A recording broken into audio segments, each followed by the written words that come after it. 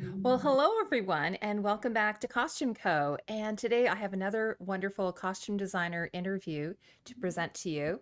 We're talking today about the movie Pedro Páramo. And just a caveat, I am Canadian, so I will not be able to say many of these names, but luckily I have Anna here to help me along.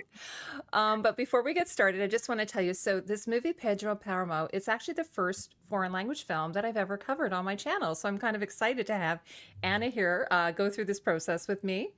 I am a big fan of foreign language films, though, so this is sort of really a wonderful experience. And but anyway, the movie it's a Mexican story. It's based on a novel by Mateo Gil. Oh, sorry, the screenplay is by Mateo, and it's based on a novel from 1955 by Juan Rulfo, which Anna, again, I'm probably getting wrong. Juan And Rulfo. yes, and it premiered at TIFF in my hometown of Toronto, Canada. So in September, but luckily all of you are going to be able to watch it. It's now on Netflix in the U.S. and Canada. You can watch it. It actually premiered on November 6th. So, and I watched it. My husband and I started watching it with the subtitles, but you can also watch it with the dub, which was excellent. So either way, I think you'll really enjoy it. But without further ado, I'd love to welcome Anna Terrazas, the costume designer for Pedro Páramo. Thank you, and thank you so much for being here, Anna. Thank you so much for having me. I'm really excited to talk to you. Yeah, so we're going to actually, and Anna has brought a bunch of beautiful designs as well that I'm going to share with you as well. We'll go through those in a bit. But before we do, we're just going to sort of get to know you a little bit better. So I just wanted to ask you, like, so, tell me a little bit about yourself and how you got into costume design. Well, I started with costume a little bit late in my career. I didn't study costume. I studied fashion actually in London, Central St. Martins, and then I transferred to Parsons. I am from Mexico City and wanted to get away from home when I was a teenager and decided to go to London, and there everything started like just coming into my brain and getting inspired to get into the fashion and textile world. Then I transferred to New York and I started working in fashion in New York, designing for Bill Blass. And while I was there, I kind of realized that fashion wasn't really what I wanted to do. It was a little bit hard just to enter the world and try to understand what I wanted. And I came back to Mexico and met a costume designer that was doing a play, the play Cabaret here in Mexico. And I started assisting her. And when she gave me the first script that I read, I was like, oh my God, this is what I want to do. Like I read the script and just imagine a character and kind of like develop and design a character. So I started working in theater for a while here in Mexico and then a lot of publicity. And through that, I kind of, people started calling me. And then Canana, which was a company that Gael Garcia and Diego Luna started here in Mexico, I started doing their films. And one thing led to another. And I just loved film since I was a kid. And yeah, that's how I started in the costume design world. I don't have this on my questions, but what's the like in, Toronto, for instance, where I live, we have like a fairly, decent film community that we produce mostly American films. But what's the film industry like in Mexico right now? It's huge. It's huge. Luckily, there are amazing filmmakers in Mexico, amazing directors, amazing creative people. There's a lot of American films and shows that are coming here to shoot as well. I think we have a very, very talented and beautiful crew in Mexico that I've never seen. I mean, I have worked in Canada, I have worked in the US, luckily, and Mexico, and I loved all of them. And I think every team has been amazing. But it's just, I don't know, there's something about Mexico that really, every people that comes and shoot here, they fall in love. They're like, oh my God, I just want to stay here and shoot. So yeah, it's a big community, I have to say, and it's growing and growing and growing. I mean, directors are amazing right now. Making a film, it's obviously difficult and budget wise, is not always easy, but we do our best. And and yeah, it's a great community. That's wonderful because I know that obviously we're starting to see more of this in even Western, Western films and TV shows. We're starting to see more people who are, diverse. Like, so obviously there's a lot more actors from Mexico. Like the character who stars in this movie is obviously in the Western media quite a bit. So that's kind of exciting. Yeah, yeah. Also for designers, like this is a wonderful, this must be such an amazing experience for you working on a Mexican film as opposed to a Western film. So what was that like for you working on this No, film? I mean, for me, working with this film was, I mean, I think in everybody's dream. It's a novel that we all read in high school. It's a book that you have to read. Whether you understand it or not, you have to read it. It's a very complex story, but it's also, I do feel it talks a lot about the Mexican culture. So when they offered me to design the film, I was a little bit in shock, with fear, but also really excited, because I think every Mexican that has read the book, they have their own Pedro Páramo world and point of view. It's a very well known novel. There's a lot of people are like, oh my God, they're going to make the film, they're going to ruin it. There's already been two films of Pedro Páramo, I think in the 60s or something. But this is our version, of our own Pedro Páramo, and more like Rodrigo's Pedro Páramo, which, working with Rodrigo Prieto, it is the most beautiful, amazing thing that could ever happen to me. I mean, it's the way he talks about things, the concepts that he has, the idea of what he wanted to show in the film, him as a human. I do feel in the film you get to see that the team that we, like the creative team that we designed the film, we were all really close to each other, and I think you see it that on the screen, that sometimes, I mean, I'm not saying that it doesn't happen often, but in this one in particular, I think we were all speaking the same language, and that was beautiful. And we all got together to design together, to chatting, to go, I don't know, if you were having like struggles or something, somebody else will come and help you. And yeah, I mean, we were lucky to be able to do this work as a team, and not just everybody kind of showing their own Pedro Páramo. Hear comments of like teenagers to say, "Oh my God, I'm gonna first now see the movie and then I'm gonna understand the book," because it's a very complex book. And yeah, I mean, it's, everybody has to read it, whether you like it or not. Yeah, absolutely. Well, it's sort of like, it's like Shakespeare.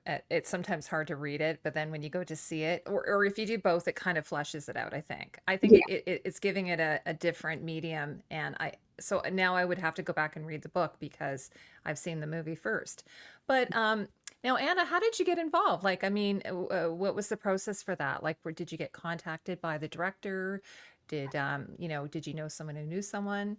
How did that I all was come about? contacted by the producer Stacy Persky, that is from Red Room, and he had the film. They offered to Rodrigo, and Rodrigo. We had a meeting. I mean, I already had done a big research of what I thought it was. I mean, about the time in Mexico and, yeah, the end of the century is and yeah, it was a beautiful.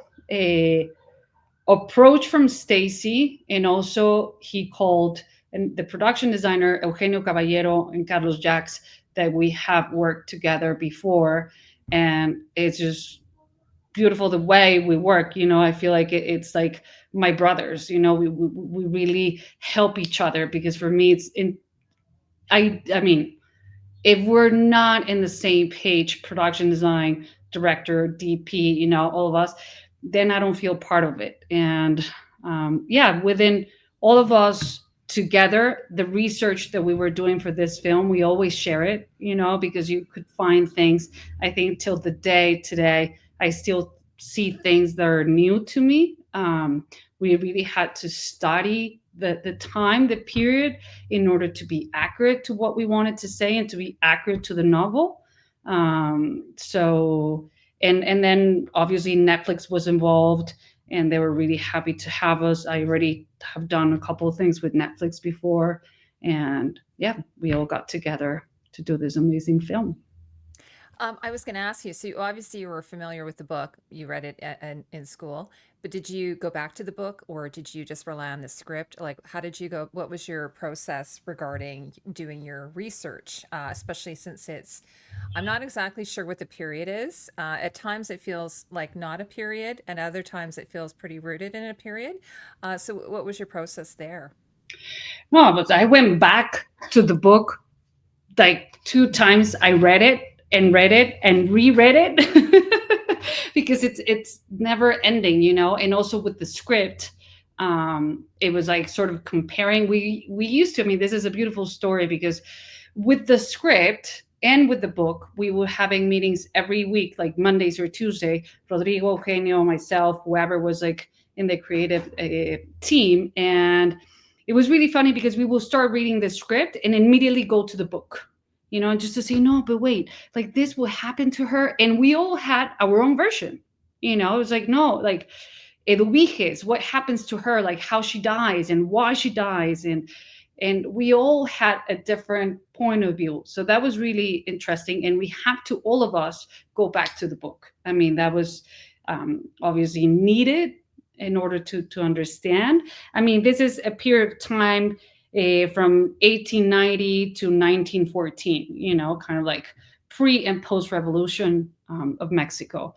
And within that, we had to like dig in into books, tons of different books of different photographers. As I was saying earlier in another interview, all these photos are black and white, you know, and we had to bring color into this film. And it was a beautiful process as well, just to learn how every piece of clothing was sort of made back in the days. That nowadays we don't make it like that, you know. The rebosos, like the shawl that every lady in Mexico that you still see in the market, you know, back in the day, it was 3 meters long because it was used for another purpose as well, to carry things, to carry the, I mean, they still do it with a baby. So we will have to really go back, study the period, and then start designing from that, you know, and to be accurate as much as we could.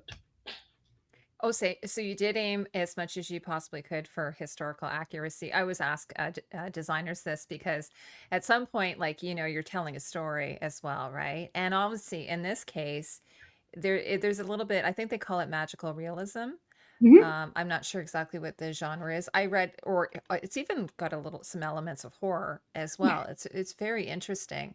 So, I guess you could play a little bit with that and it's also nonlinear. So you have to sort of use, I guess, the period to kind of help tell the story as well, though, right? Just to show Yeah, the timelines that you're yeah. experiencing, the characters are experiencing.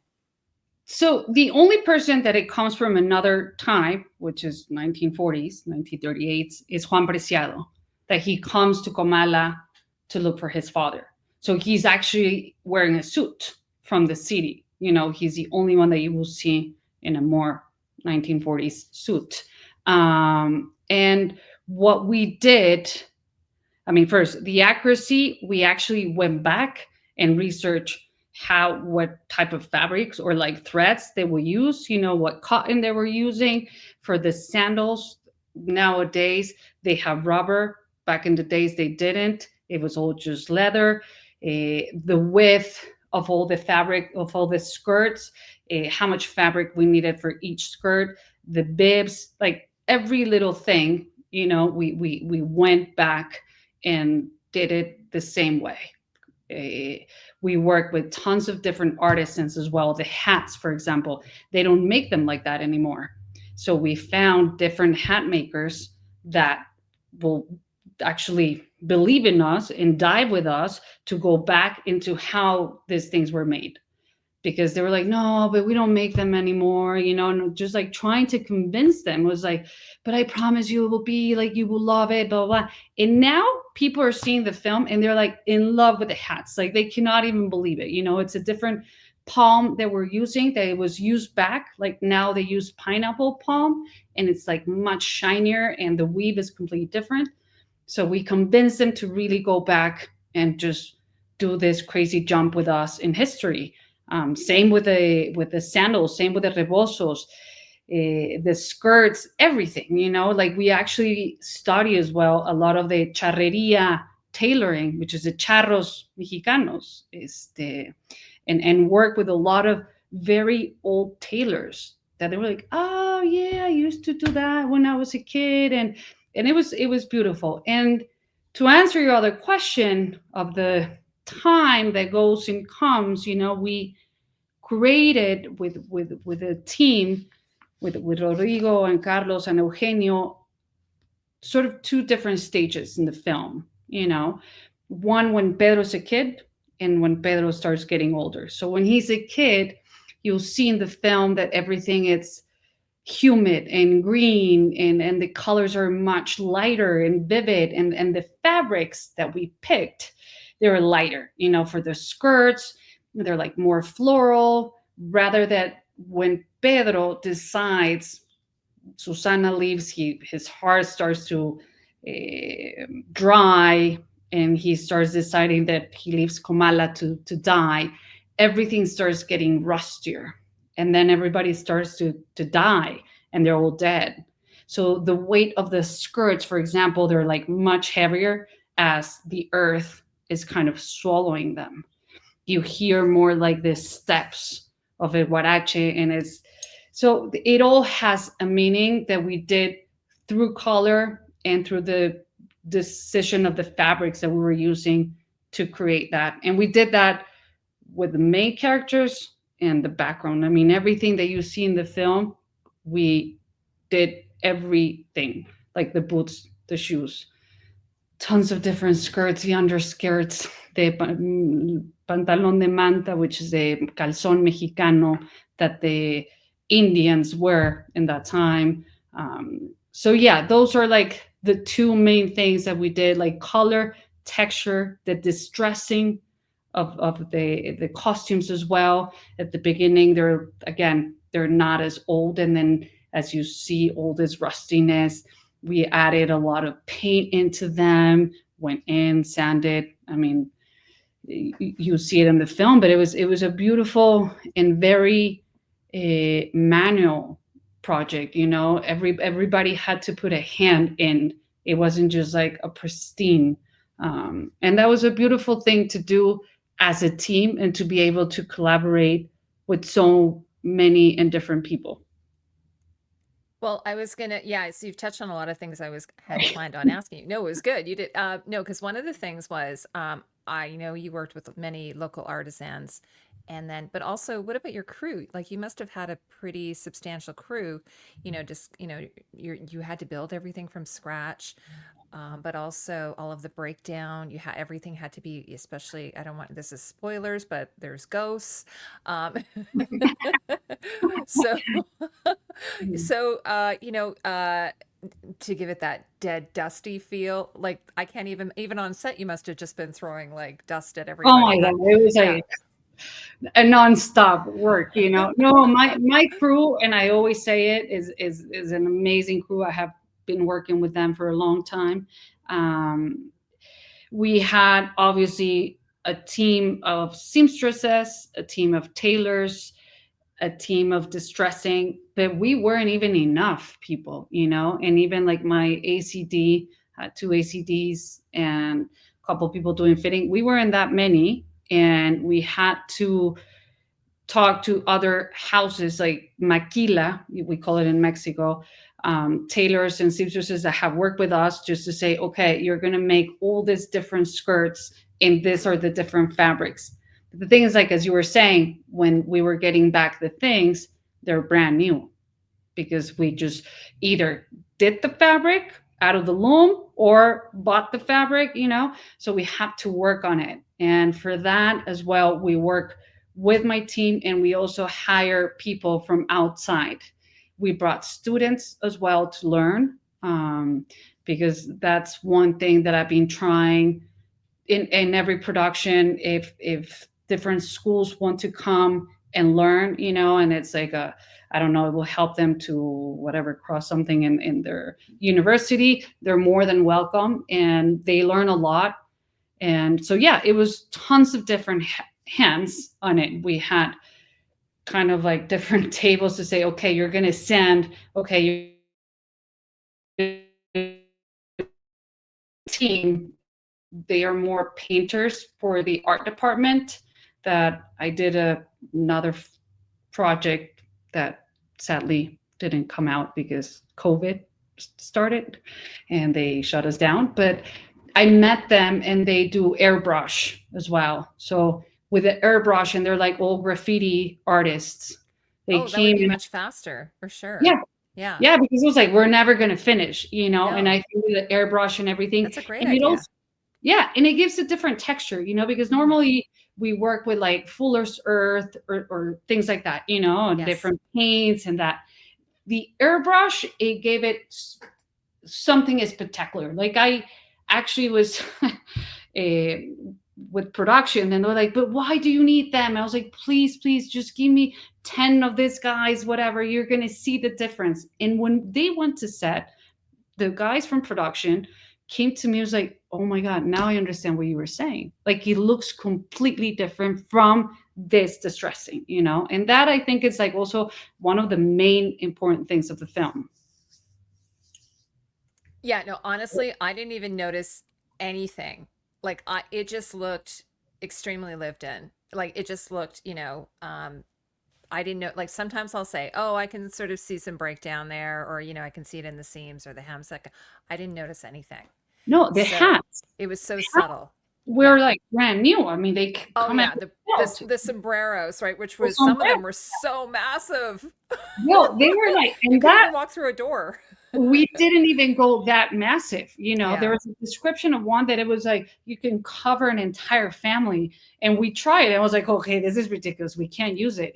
But Yeah. when they were building the hats, send it back to us. We added all the trims and everything and distressing. So that was another team just doing the distress and adding in the details of the hats. So, and also in the shoes and the Mhm. skirts, it was, yeah, a massive production with a couple hands. I can't even, that was the first thing I thought of when I saw it. I'm like, oh my gosh, look at all the dust. I can't even imagine what that would have been like. It's like shooting, Star Wars or something in the desert or Dune. It was the same. We were like in San Luis Potosí, we shot this, and San Luis is really dry, and we're like Hmm. 2 hours away from San Luis in different like ex haciendas. And yeah, I mean, you got there and you were like full of dust. As soon as Yeah, we were starting, it was like, okay, full of dust. that was another question I have for you. So, what was that like? What were the conditions like for the crew, for you working on set? That must have just been, was it really hot and dry or, sweaty, or what was that experience like? Super hot and dry. And then at night, super cold because it's a desert. Yeah. So So extremes.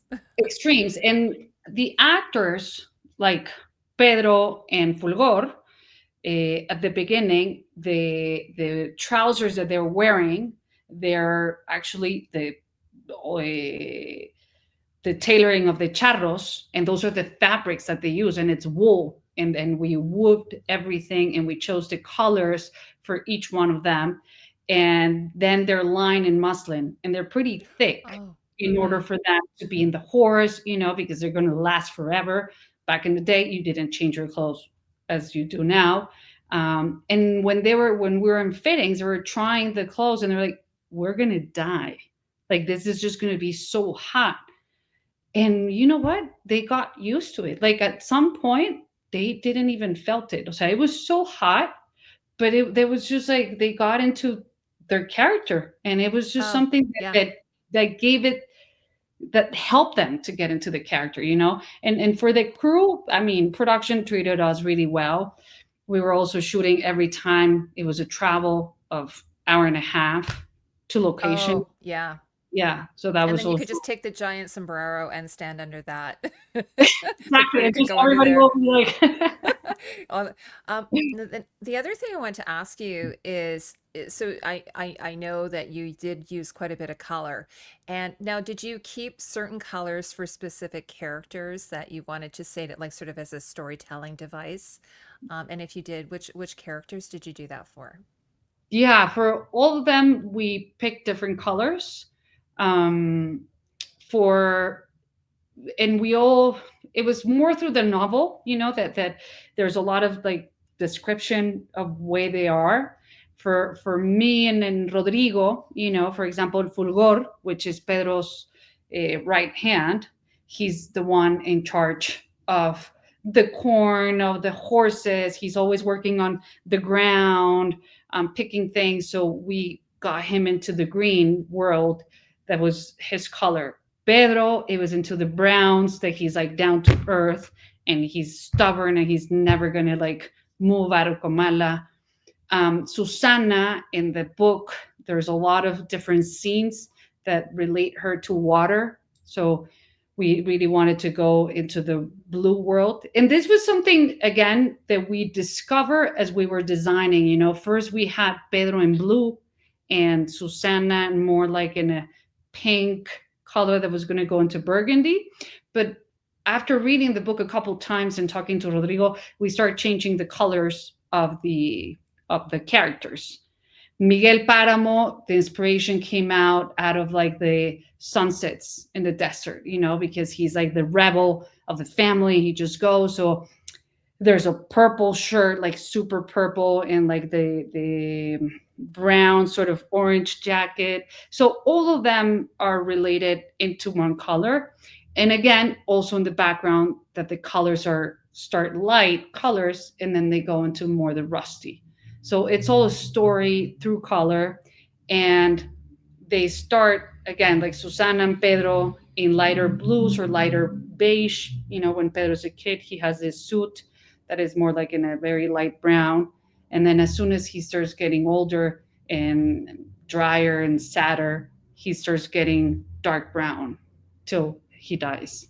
And the same with Damiana. Damiana starts like more in a sort of pale orangey, and then she finishes in a rusty color. So yeah, we worked a lot with color, and I do feel that that's a very also Mexican thing. It's we're full of color. I mean, you go out on the street, and the thing that you see the most is just like colors and patterns everywhere. Here, they were really we tried to control them, just to really be able to tell a story through color. And yeah, I think that. Well, and I was going to ask you, so, you were talking about the historical, like, the types of fabrics that they would have used, the types of, the footwear and sombreros. But so did you keep in mind what they would have had access to regarding color, like the dyes that they would have used, the dye stuffs? Yeah, And what would they have used? yeah. I mean, in that Like time, lichens or mosses, flowers?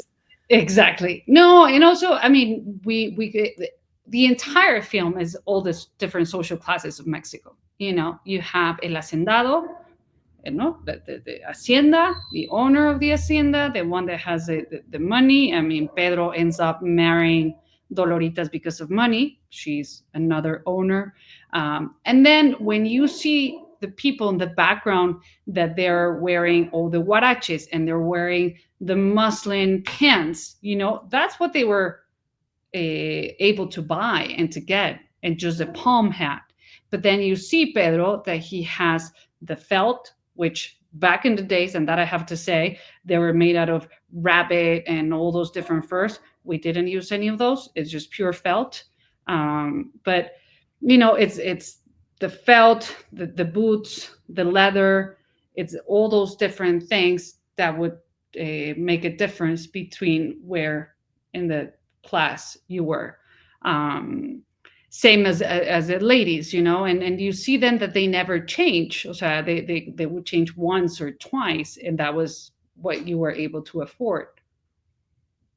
Yeah, like I think even in, in like say the turn of the century in Canada, you would wash your underclothes, like or you change your shift, but you wouldn't necessarily, you might have a couple of blouses, but you wouldn't, yeah. Yeah. Um, so we've got some of these pictures. Do you mind if we quickly go through them? I mean, I know you've touched on some of it a bit when we were discussing the colors and so on, but I thought maybe we could go through with, you could help me with the pronunciations of the names. So, well, before we do that, I've got a few. Well, here's the poster if anybody hasn't seen it. And there's one of the wonderful sombreros Yeah. that it's on the. Were you happy that this ended up on the poster? Yeah, I actually that was a surprise because I have no idea that that was going to be a poster, and when it came out, I was like, "Whoa, nobody told me." uh, Yes. but yeah, I love it. Now, here's one of you on set. This is one of the smaller sombreros. This is one of the. Is this like one of the banditos? This is The the revolucionarios because the revolution already the started. revolutionaries. Yes. So they come to Pedro to ask for money. They come, they kill Fulgor, and they're like, okay, we are part of the revolucionarios, and you need to give us money. And in that time, when the revolution started, I mean, and you will see a mix of how these guys are dressed. Some of them are in huaraches with the wool pant, or they're in boots with the muslin pant. So there's not a rule. It was basically what you were able to have to afford and to be able to travel and the horse for hours. And then they were also stealing a lot of things. Yeah, I So was gonna say pillaging, and then they could don those items that and but they always had those gun sashes, which like you have to tell me what that's called. those are the cananas, the typical cananas of the revolucion, and it's where you put the bullets. Hmm. And that's every revolucionario, every photo that you see, they all have them. It was the easiest way to get it and put it into your rifle. Pancho Villa has it, Hmm. and it's a very iconic, I would say, yeah. And of course, like movies like Star Wars have stolen it for like Chewbacca, and Yeah. I mean, I have that's to where George say, got the ideas. well, I don't know if I can't say these things, but I just designed a Amazon show that's called Gato Negro. It's a superhero, and there's inspiration also within the Mexican Revolutionary. Oh, You will see. okay. We just finished. Okay, well, hopefully, okay, we'll have to have you back to talk about that show. Yeah. And here's one of you. So this is you outside. It's very hot and dry. Whereabouts is this? Oh my God, this is in the middle of absolutely nowhere. It was like 4 hours away from San Luis Potosí. And Hmm. forget about the sun. There was a wind that was Oh, crazy and was lifting all the dust. We couldn't even see. So at that point, I don't know why there's no dust. What happened? It was the only photo, but it was impossible to even breathe. And to hold Juan Preciado, which is Tenoch, is the actor, hat, it was yeah. like a nightmare because it was so windy that the ham kept like flying, and we Oh, had to go yeah. pick it up Did you and have to put some Velcro on inside of it or something? yeah, I was like, I'm gonna sew it to your face. I'm like, just Yeah, that's him on the right. So you were saying he's the only one sort of 1940s exactly. era. He's got Yeah. a, I don't know if that's called a fedora that he's Yes. wearing. Yes. But yeah, so he's the only one in a suit that we see, more of a Western looking, or is that a traditional Mexican suit? No, no, no, no. This is a more Western. Yeah. And there we were discussing because at this point he already walked like a couple weeks or something to get to Hmm. Comala. So we were discussing because we have to build this suit. I think we had like 10 of the suits, just to be able to start marking the distressing and the time passing and everything that happens to him. And same as the shirt. So with Rodrigo, we're like, should we add more, less? And it was a shot that's like you've seen the film, no, from very far away, Hmm. but Yeah. still it needed the distress. Yeah, and because he eventually loses the jacket, and then I think he's just in the shirt. Like he just sort of, he starts to unravel. Yeah, he starts losing everything Yeah. as The Comala hat. starts I eating loved him his hat, alive. by the way. It's the first thing you see in the shot, I believe. Yes. Um, So I have some pictures here as well of some of your designs. I'm not sure if you sketched these or if you had a concept artist do these. Are these your sketches? I have a concept artist that I always work with. His name is Hmm. Aaron, and he's amazing. We understand each other really, really well. I always normally kind of do my design in a quick sketch Hmm. and add the colors and fabrics and changes. And oh my God, for this film specifically, we did every different combination, like with the jacket, without the jacket, with the scarf, without the scarf. And this is Pedro Páramo, like let's say around his 40s, that he's Hmm. already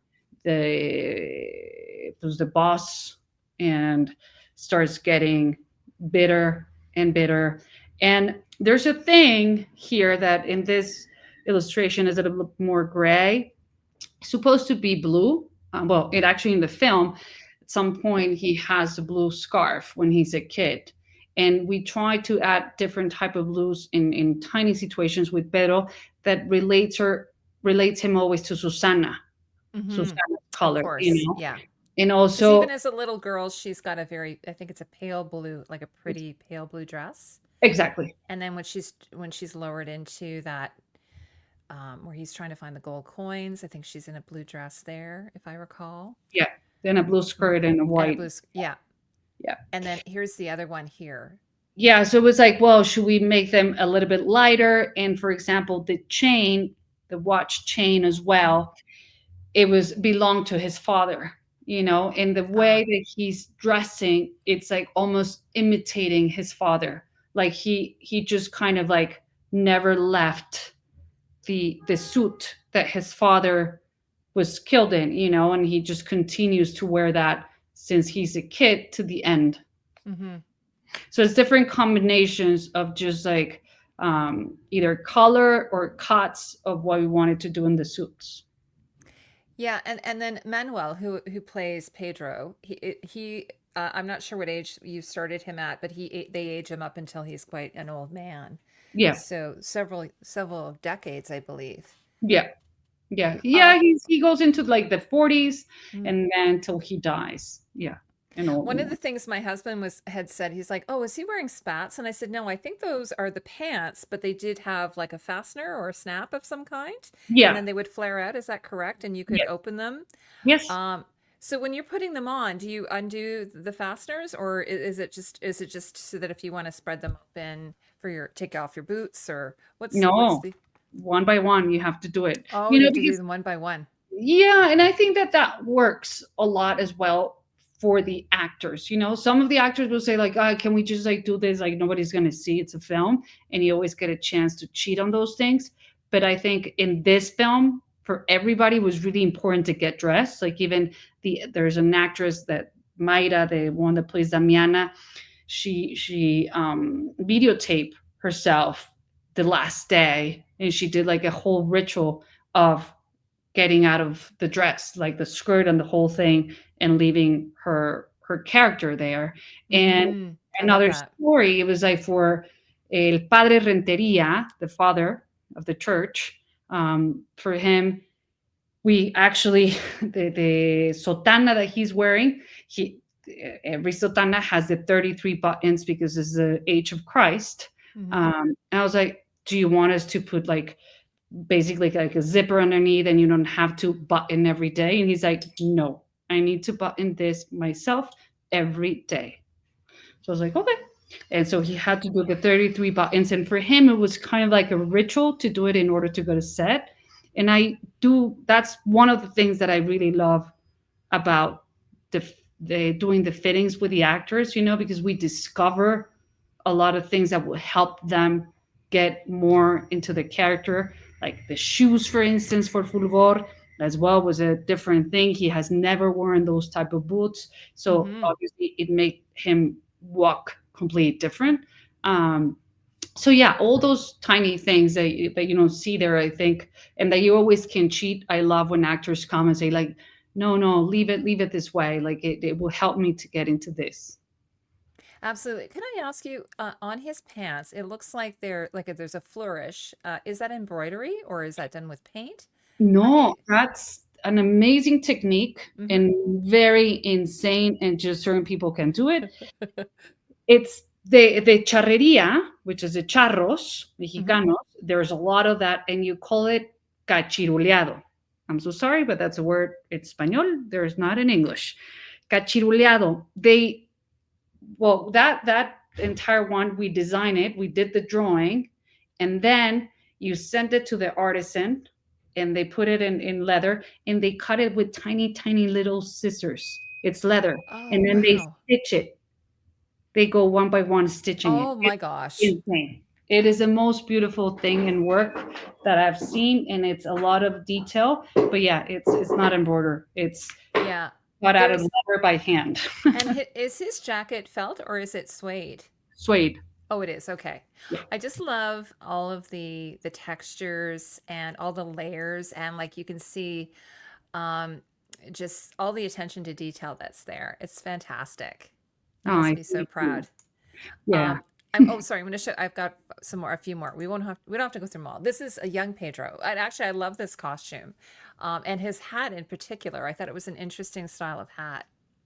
Yeah, we wanted him. I mean, also in that time, everybody was wearing it, but you had to wear a hat, and more Hmm. if you were that social class. And we wanted Pedro always to have a hat, and how his hat changes through time. He has a couple of hats in the film that you will see, and this is him young, with a lighter brown, and there where you see the blue bandana as well. Hmm. And was this suit linen? No, that's a very thin wool. Oh, okay. Okay, because I was like it looked like a cool wool then. Yeah, Like you have the summer wool. Because exactly. that's the scene, is that the scene where he's in the outhouse? Yeah, exactly. Hmm. So It just he's like, got that tie to Susanna. yeah, we actually had one made out of linen, Hmm. and we were, as you were saying earlier, I love texture and really interested in how the texture sees in camera. And we went more for the wool. Like, it just gave it, yeah, a much more richer texture than the linen. The linen look a little bit more plano, just Hmm. Like flat. yeah, flat. Yeah, Yeah. The actor was so good, by the way, the young actor in that. I thought he's I mean, amazing. yeah, Yeah, he was really good. I mean, the whole cast is amazing. yeah, Now the women, I love again all of the beautiful colors and the textures that you've brought in, and you have like some embroidery, which I did you hire, I guess you had an embroidery artist help yeah. you as well. Yeah, we had an embroiderer artist. This is Damiana, Hmm. and this Thank you is for saying the names for me. like It's played uh, by I'm not sure her Mayra. Mayra, Mayra Mayra Batali Batalla. Batalla. Okay. She was Yeah, amazing. Yeah. yeah. And this is like middle age Damiana, Hmm. and what happens with her as well is in Rebosos. There's a scene when they're all in the river. She's young. She takes care actually of Juan Preciado when he's a baby. That the reboso, it's like in very thicker stripes in lighter colors. And as soon as she starts getting older, the reboso starts getting darker, and the lines Hmm. starts getting together. So with her, it was a little bit more working with graphics, like the plats or the stripes. And then it was just through color and the detail of embroidery, because there's a lot of blouses in the research that we did that had those, yeah, those details. Can I ask you a question? What kind of foundation garments did the women wear? It didn't seem like they wore a corset, or did they wear some kind of foundation garment? It's just a slip. Oh, a slip. Okay. It's a slip, and then they have the petticoat. Okay. Yeah. Yeah. So it's a softer that they don't have that extreme silhouette you would have seen in like Paris or, England or something like that. No, the opposite. Yeah, it Yeah, was. the opposite. Yeah. And then here is I cannot say her name. Eduviges. Yes, but she is so she we meet her right at the beginning, Yeah, and I immediately noticed her blouse. I yeah. loved her blouse so much. I have a picture of her here immediately, and the beautiful embroidery on there. So this blouse, um, as I was saying earlier, and sorry if this is a spoiler, but everybody's dead in the Hmm. film. We wanted to kind of show in a very subtle and maybe nobody notices way how they died, like a small representative or whatever was of who killed them, what happened to them. And here, that embroidery, we did around 10 different details of embroider. One was like flowers, but it just looked like it wasn't for her. What it means, there's a dialogue in the film when her sister goes to the father and says she's asking for forgiveness for her sister, and she says like she died in her own, like drowned in her own blood. Mm-hmm. So this was one of the things, for example, that we discussed in the book and the script, hours and hours and hours. Did she commit suicide? Because it doesn't say in the novel, and how did she commit suicide? Did she in the neck and this? So for us, this embroidery is a representation of the blood that Mm-hmm. she drowned in.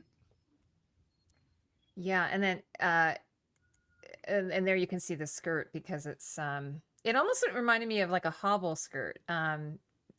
Like because again it's sort of like it's not a western thing, but so I kept like my brain kept going to a western sort of thought about it.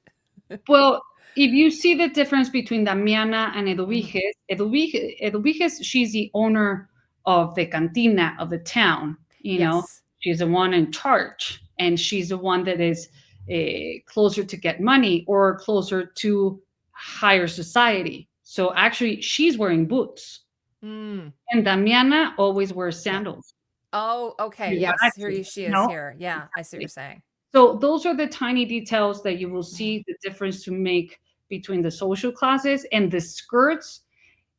Obviously, the richer class were much more detailed, like the one when Susana Yeah. gets back to Pedro. It has a soutache that we actually did by Yeah, hand. here it is. Is this one? That one, but then we changed the Yeah. design. Yeah, at the Oh, end, okay. it was a Okay. different design, but you Yes. see, like, there's a lot of more detail in the skirts and the blouses rather than more the lower class. Yeah, and again, this seems like it has a little bit of Western influence into it. Like you would have seen Exactly. like this in the high, in England or France or whatever. Exactly. And that, like I was saying, that's because my brain. Here's a picture actually of you can say it, Doralitas, Doloritas. Doralorita. Yeah, Yes, this is the wedding. that's So we've the got no, beautiful. that's before the wedding. Oh, before the wedding. Sorry. That's when they Yes. go to the river and she is sad because her sister left and she's not having the best time of her life with Pedro and the baby. And she says, like, I wish I can see my sister. And obviously it is the same spot that Pedro and Susana were playing when they were kids, in the tree in the Mm, river, and they're yeah. in the water. So when she says that, Pedro's like, perfect, go. Don't take any Mm. time. You're going to see your sister. Bye bye. And yeah, that is that scene. I know you didn't do the hair, but I love the different hairstyles as well. It kind of really each character has their own style. And you also used quite a bit of jewelry. Yeah, yeah, we did for this three ladies and for Hmm. Susana, and then the rest because we did like a in the research. They used to wear like just tiny hoops, the ones that like Yeah. Diana has, and with Eduviges, because again, or Doloritas, they're closer to money. They can get a better jewelry. Hmm. And would it be gold?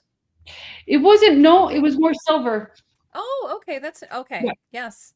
yeah, So here is this is Fulgar here. You were mentioning he's in the greens because he's more with the earth, and I yeah. think you should explain it probably.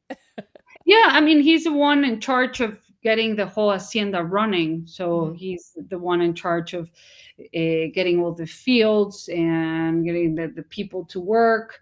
And for us, it was important to get him the color. It was like brown is already Pedro. What's the other color that we really wanted like to show in the film and how that was important for us, the beginning of Comala, because he was at the beginning of Hmm. Comala with Pedro's father. He has been always there.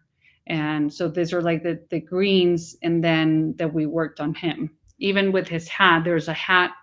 Later, at the wedding that he enters, he's wearing a green Hmm. hat. So there's always those hints of color. And again, is the jacket suede or leather? Suede. It's suede, yeah. And it did see now to me, it looked like it just like it. He wore this outfit quite, I think, pretty much, and then it just was like every time you would see him, it would get, more distressed, more broken down, more dirty, like more Yeah. soil. Like, so how many iterations of this costume did you have to make? We have three. And again, it was because we, as you just said, we didn't want to change him that much. I mean, Mm-hmm. he is the worker of Pedro. Pedro's the one that changes. Pedro's the one that has the entire closet, not him. He has this pair of pants that he will wear for an entire month and his jacket. And, it's how it used to be back in the day. And yeah, we have three of these jackets and three of the pants as well. What's the name of that style of jacket? Is there a name for it? Chaqueta. No, Chaqueta. chaquetilla charra. Yeah. And do they traditionally have the frogs like that, or they can have like fasteners? I think I saw some of them have like large fasteners that you They would can use. all, yeah, they all change and you can actually decide what you want. I mean, for Pedro, we actually designed the fasteners as well, that there were Yeah, not in I this saw one, he had not these in the giant wedding. ones. Yeah, Yeah. at one point. I don't know if In you have the a picture of it. wedding, he has like the silver ones and it has Hmm. the PP, and then it could be out of the same fabric or it could be cotton. Like there are so many different options that you would add. You must have just on your work table just have had like tons of like trimmings and beads and buttons and fasteners Oh all my god, laid we out. have everything, and then obviously there's things that we couldn't find. For example, Hmm. the buckles of the back of the oh my god, chaleco, uh, Jesus, And the vest? the vest. Thank you. Yeah, oh, I know what you're talking about. So when you the buckles that tighten them. In the Yeah. back, in Yes. they were tinier. And Oh, now, really? and they're like, yeah, with like different spikes, and we couldn't find them. So we found an artist, a jeweler that will help us to do the closest size to that. We couldn't find That's it here. amazing. Yeah.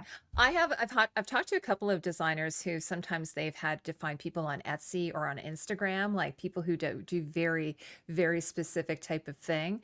And they'll sometimes, be like, I'm looking for this, and then they'll end up finding somebody that way.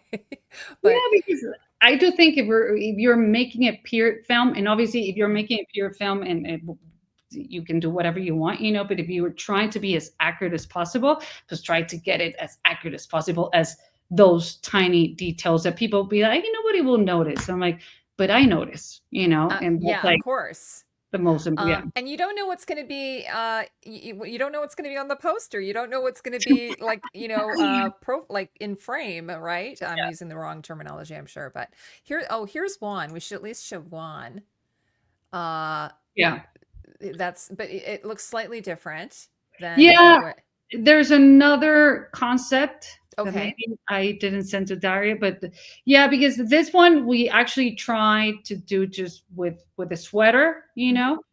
and he's carrying more the petate where he slips in the back. Hmm. And when we started doing the fittings and making different drawings, we decided that was with no sweater, and then it wasn't going to be the petate. He was going to have a bag. So yeah, this one changed. But basically, we were trying to also get the gray of the suit, what gray we wanted to go, darker, lighter, and we have tons of different swatches of fabrics to show to Rodrigo. Also, I have to Hmm. mention Rodrigo Prieto. He's the most amazing DP, and his eye for color and for everything. I was wow, amazed. I mean, working with him, and I learned a lot, and I think it was, yeah, it was amazing. He's a very, this is his first film, I understand. Is that Right? correct? But he's a very famous cinematographer. So Oh yeah, one of the most famous um cinematographers. it's good that yeah, it's wonderful when you have, I'm sure this doesn't happen for you very often, but to have somebody who has such a great eye for things, some directors I'm sure are just like, I don't care. No, I mean there was a scene that I was at the monitor with him, and they were like watching it, and they were watching the light, and there was like two lamps, And they're like, no, no, no, move it like two more, blah, blah, blah. And I was like, what are they moving? I couldn't see the light moved. I was like, oh my God, how your eyes train in a way that we can see it, it's, Hmm. yeah. And But it you makes, probably notice if like a hem is like, I an guess, inch, eighth of an inch too long or something, though, right? yeah, everybody, You yeah, have that skill set. And before we go, I just want to show you. First off, I want to show this one because this is an amazing picture. I just I love that. absolutely love it. It was this And one of the background characters? yeah, that's a background character. Oh, so good. I mean, it looks like something you would see, like, honestly, it looks like a historical photo. Yeah, but you know what? Like if you go and see the photos of Casasola, that has, I mean, plenty of photos of the revolution and everything. You Hmm. see his hats. I mean, in Romualdo Garcia is another one photographer. And yeah, I mean, when we did this hat, Rodrigo was like, "Wait, that big?" I'm like, "This Hmm. is like a smaller kind of version." And the thing is, like, you see in the film and more with the palm hats that they're all different, molded different, because they used it for different things. I mean, for the rain, to cover, to Hmm. sleep. They kind of live with them, even to take a shower. So Yeah, yes. because I've never normally, like, when you think of a sombrero, they're kind of like slightly turned up and they're stiff. Like, so that actually you could fold it, like you can fold it off your face, like he has it here, or you can pull it back out, I guess, to keep the sun off your Yeah, face. yeah. And then here, the revolutionary, you'll have to say that, the Mexican Revolu revolutionaries. revolucionarios. They're quite a bit of a shorter style hat, like a Yeah, stiffer hat. yeah. And it's like in this scene, you will see a mix of hats as well, because maybe Hmm. this ones they already stole or they actually belong to them, and then you will see the palm. So it's a whole mix. And also the crowns, some of them are different. And then finally, I just want to show this picture because it's such a beautiful picture. All Um, the gorgeous colors. yeah, And again, it looks like a historical picture. It's amazing. yeah. Although, as you mentioned, the pictures would have been in black and white. They wouldn't have been in color. So you almost have to imagine in a way too, right? You have to create Yeah, in your but own mind. we create our own color palette, Yeah. and we create the two color palettes for the beginning and for the end. Hmm. This is a part of the beginning, and the lighter colors and the more floral as well fabrics. Now, did you cast local talent for the background to do all the background characters, like the Yeah, children and so on? we That have must have been exciting. an amazing, amazing casting background director. His name is Julio Toledo, and he did such a wonderful job. We always work very close together because sometimes what happens with background is like they will come, or they will have braces, or they will Oh have yeah. Hmm. the tattoo, or they will have, all these Oh things. yeah, And nowadays they piercings, anything exist. modern. Yeah, exactly. I didn't even think about that. Oh my God. And I go crazy. I'm like, no, I'm not going to accept anybody with Yeah. like that, because it has to be accurate as well. So he did an amazing, amazing, crazy, beautiful work to find all these people. They're all from around San Luis Potosi. And yeah, I mean, we did fittings, nonstop fittings till the end of the film with all Yeah, the. so were you able to get them in ahead of time or did you just have to dress them off the truck like the day of or No, something? no, no. We got them ahead of the time because Yeah. also imagine, I mean, for all this amount of people we have, and we design and make everything, we were like, okay, let's make, I don't know, as an example, like this 10 skirts make two 28s, two 30s, two 34s, two blah blah blah, so we have to really work with the body of each background that arrived, because it is Hmm. not like, I don't know, even like nowadays it's not okay, I can have three different pants. It's just like this has to be and molded, and they have to feel comfortable, the shoes as well. Oh um, yeah, all the different size shoes you oh need. my god. I can't even imagine. Do you know how many pairs of shoes you ended up having to make for the movie? Basically, we did like 500 huaraches. Yeah. Oh my And gosh. like 100 or like 200 boots. Yeah. and different huaraches as well, because Yeah. also the huarache, there's another thing. Depending of how many turns the leather will give to your foot, it depends how much money you had. So, and it depends if you're a lady, if you're a man. No, they're all like on point design. Yesterday, I was talking to the artisan that did all the huaraches. He's actually from Comala, where the novel takes place. Which for Oh, Rulfo, it was an I'm imagining it was just in his imagination because Comala doesn't look like anything like the book. But he's actually from Comala, Colima. And it was him and his family that did all the huaraches for the film.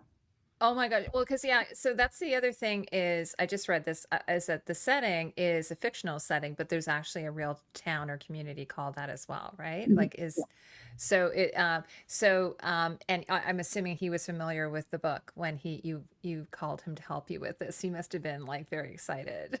Yeah, because I think there's a statue of Juan Rulfo in the main plaza. You know, Hmm. he was like, okay, now I'm gonna go and take a photo with him.